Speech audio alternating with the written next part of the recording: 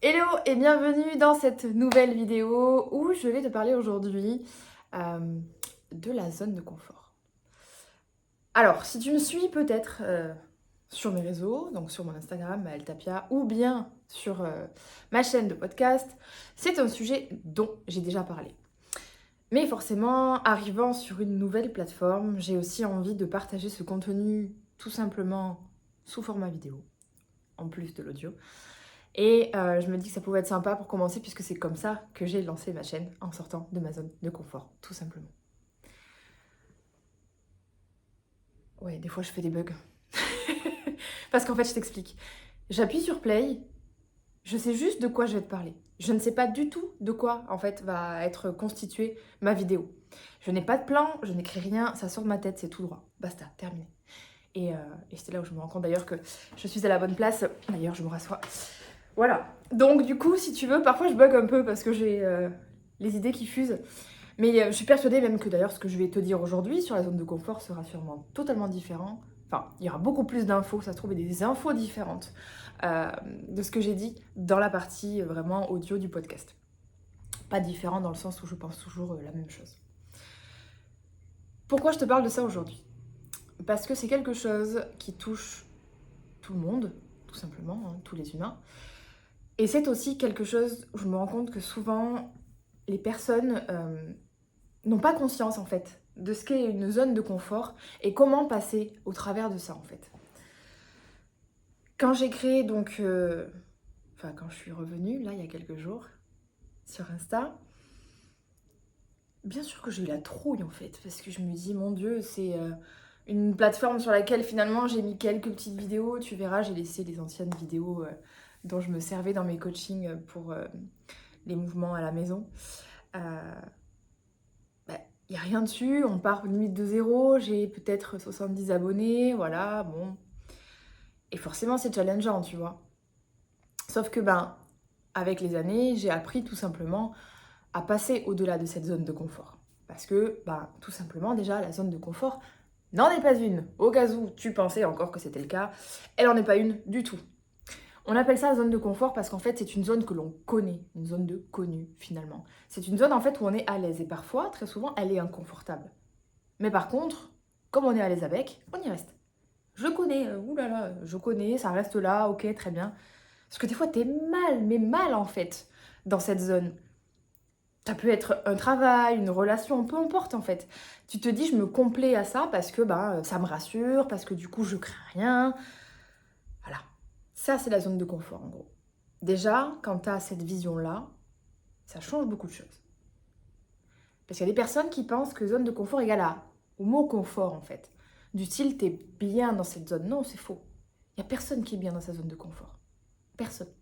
Attention, ne pas confondre zone de confort et zone de génie où là c'est genre ta place, tu vois. Genre je sais que je suis quelqu'un, je suis faite pour parler, voilà. Mon chéri il me dit des fois que je parle un peu trop. Voilà. Bref, t'as capté. Et du coup, souvent en fait on se dit mais mince, en fait je suis un feignant en gros parce que je reste en zone de confort. Alors c'est pas être un feignant, non. C'est avoir peur, tout simplement. Si on reste en zone de confort, très souvent, je dirais franchement 98% du temps on a peur. On a peur parce que derrière c'est inconnu, parce qu'on ne sait pas ce qui va se passer, parce qu'on a peur ben, pour mille et une raisons de ne pas réussir, de ne pas être aimé, d'être rejeté. Et j'en passe. On reviendra toujours aux blessures qui nous ont construits. Et du coup, on reste là. On reste là, et pour beaucoup, on reste là, on est triste, on n'avance pas, on stagne dans nos vies. On dit oui, mais. Le jour où tu te dis oui et, déjà aussi, ça change les choses. Oui et, qu'est-ce qui se passe ensuite en fait? Et aujourd'hui, mes astuces pour ça, elles sont très simples. Je les ai transmises d'ailleurs tout à l'heure à un élève. C'est tout simple, mais en tout cas, c'est vraiment deux astuces qui me permettent de ramener en fait les émotions à l'état d'émotion et les ramener ici, là, dans le présent, tu vois. Parce qu'il faut savoir une chose, quand tu stresses en général, c'est que tu es dans le futur. Sauf que comme je dis très souvent, demain est un cadeau qui ne t'a pas été encore offert. Tu n'es pas demain, tu es là, maintenant, de suite. Et là, maintenant, de suite, 98% du temps, tu ne risques rien, tout va bien, tout est ok. Et là, tu te dis, ben oui, finalement, en fait, elles sont où tes peurs? Elles sont où tes insécurités? Elles sont là. Là, tu vas dire, ah ouais, Elle a raison en fait. Oui, je pense avoir raison en effet. Et du coup, toutes ces choses-là, on les mentalise tellement fort qu'on en fait en fait une réalité parce que lui là-haut, il comprend pas en fait la différence entre réalité et fiction. Tout ce que tu penses, tout ce qu'il reçoit comme information extérieure, etc., c'est quelque chose auquel il croit en fait. Donc forcément, c'est pas quelque chose qui est très agréable pour toi parce que tu te dis, mais mince, et s'il m'arrive ça, et s'il m'arrive ça, ok, très bien. Alors, astuce numéro 1, se ramener tout simplement déjà dans le présent. Dire là, ok, maintenant, là, nous sommes aujourd'hui le... Alors, je suis à Bali, donc j'ai pas la même heure que vous. Vendredi 21 avril, il est 19h13. Je ne manque pas de nourriture, je ne manque pas d'argent, je ne manque pas d'amour, je ne manque de rien. Tout est ok. Je ne sais pas de quoi sera fait demain, je gérerai à l'instant T. Terminé. Oui, c'est couillon, dit comme ça, mais très honnêtement, c'est vraiment des choses qui permettent de... On revient ici. On se réancre en fait, c'est un petit peu un réancrage à l'instant présent, on va dire. C'est vraiment ce truc de dire, ok, je me ramène ici. Parce que le futur, j'en sais rien. Le futur, c'est dans ma tête. C'est mon ego, c'est mon mental qui prend le dessus, c'est pas mon cœur qui parle. Quand on est dans le présent, on fait des choses avec le cœur. C'est la grosse différence entre être dans le passé, être dans le futur et être dans le présent. Et du coup, quand on a peur de cette zone de confort, c'est parce qu'on est dans le futur ou dans le passé parce qu'on a vécu des choses particulières. Tu vois ce que je veux dire?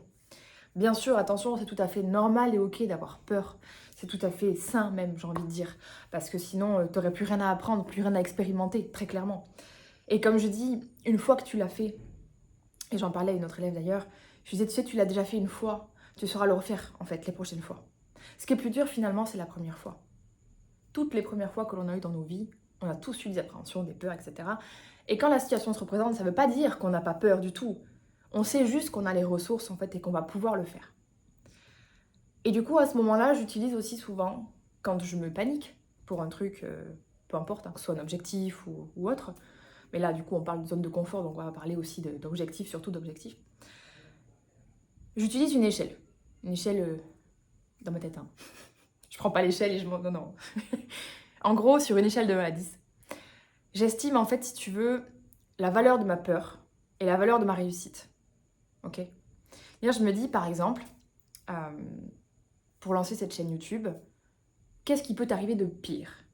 Qu'est-ce qui peut m'arriver de pire? Il peut m'arriver que ça ne marche pas, que ça ne plaise pas, que les gens me disent que c'est nul, que je me sois, entre guillemets, rejetée, peut-être pas aimée, tu vois, peut-être pas légitime, j'en sais rien.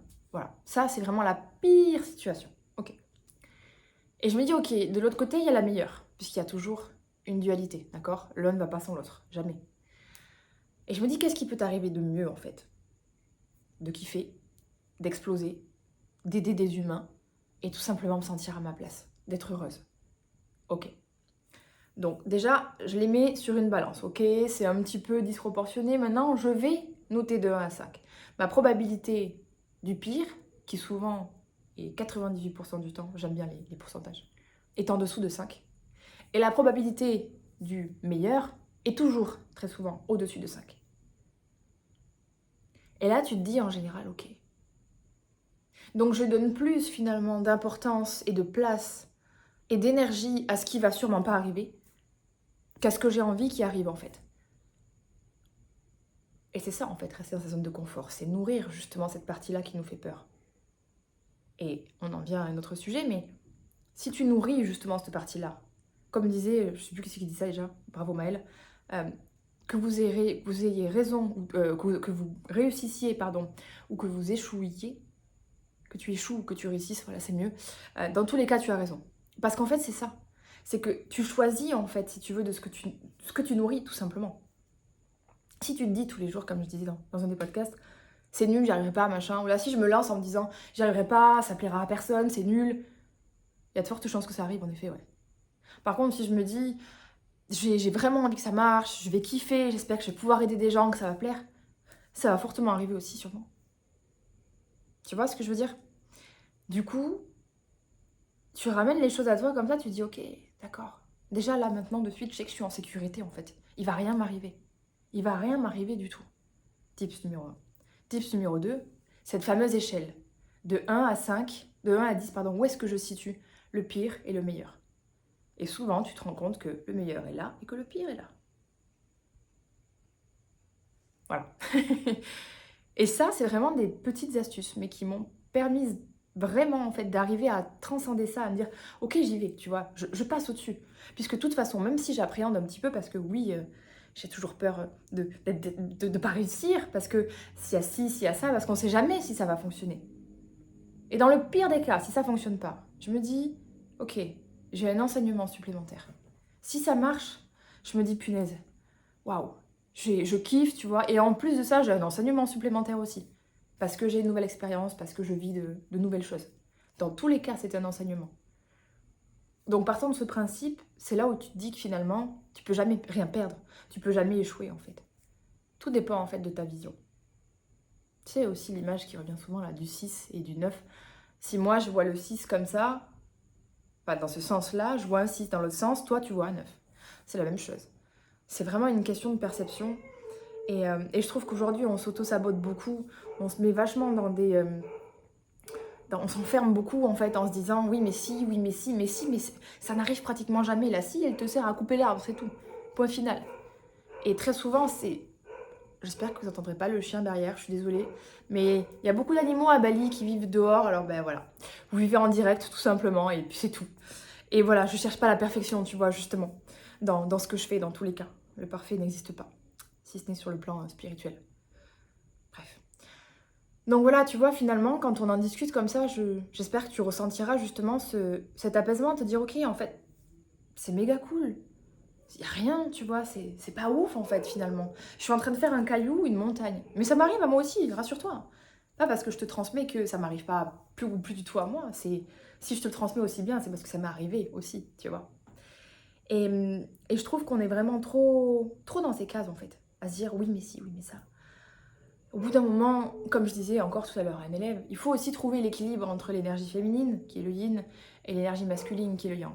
Le féminin, c'est laisser venir les choses, c'est la partie émotionnelle, la partie sensible, etc. Attention, c'est pas la partie faible. Je vous vois venir. Le masculin et l'énergie masculine, c'est plus le côté faire, aller, voilà, vraiment dans la force des choses. Et au bout d'un moment, il faut trouver un équilibre. Ok, bien sûr, il faut toujours laisser place à ses émotions, il faut laisser de la place à tes peurs, à tout ça, carrément. Sinon, tu ne peux pas changer une situation en plus de ça qui n'a pas été acceptée en amont. En revanche, au bout d'un moment, alors bien te bouger les fesses en fait pour avancer. Et à ce moment-là, tu mets ton énergie masculine et tu y vas en fait. Et tu dis, ok, j'accueille cette partie émotionnelle, très bien, je trouve l'équilibre, mais j'y vais aussi, tu vois. Donc voilà, je trouvais que c'était plutôt sympa à repartager sous ce format en tout cas. Je vais essayer de ne pas faire de vidéos trop longues pour que vous puissiez rester accrochés à la vidéo. Et puis voilà, en tout cas, voilà, je t'ai donné mes conseils et mes tips face à ça. Comment je fais moi aujourd'hui pour arriver à passer au travers de ça. Et tranquillement, continuer mon petit bout de chemin en créant une nouvelle activité sur une nouvelle plateforme. Et j'ai aussi, comme je dis, moi aussi des insécurités, des peurs parfois. Et pourtant, je suis là, tu vois. Donc, je t'encourage à faire la même chose. Et c'est vraiment mon but ici. C'est de pouvoir, en fait, te parler de plein de sujets qui concernent le mindset, les émotions, la spiritualité aussi. Pour les ramener déjà dans le présent, pour les ramener aussi dans quelque chose de très simple. Parce qu'aujourd'hui, on fait des émotions, du mindset, de la spiritualité, des trucs archi compliqués, alors que c'est pas du tout le cas. Et on va dire que je donne le mot d'emploi pour être un humain heureux et être juste un humain, en fait, c'est tout. Tout simplement. En gros, c'est un petit peu le job. Mais voilà, en tout cas, tu verras qu'au fil des prochaines vidéos, je vais vraiment chercher à parler de plein de choses de manière très simple, de manière dans la vie de tous les jours. Tu verras aussi que ma façon de transmettre, c'est très souvent par mes expériences. Parce qu'aujourd'hui, ma façon d'avoir appris, ça a été, oui, par beaucoup de livres, mais surtout par mes expériences. Donc j'ai fait, on va dire, un petit peu le mix des deux. Et parce que j'ai une ouverture peut-être et une intelligence émotionnelle qui me permet de faire ça aujourd'hui. Mais voilà, en tout cas, j'espère que les prochaines vidéos te plairont, que celle-ci t'a plu, qu'elle pourra être riche d'enseignements pour toi. Et je te dis à bientôt pour une prochaine vidéo. Salut!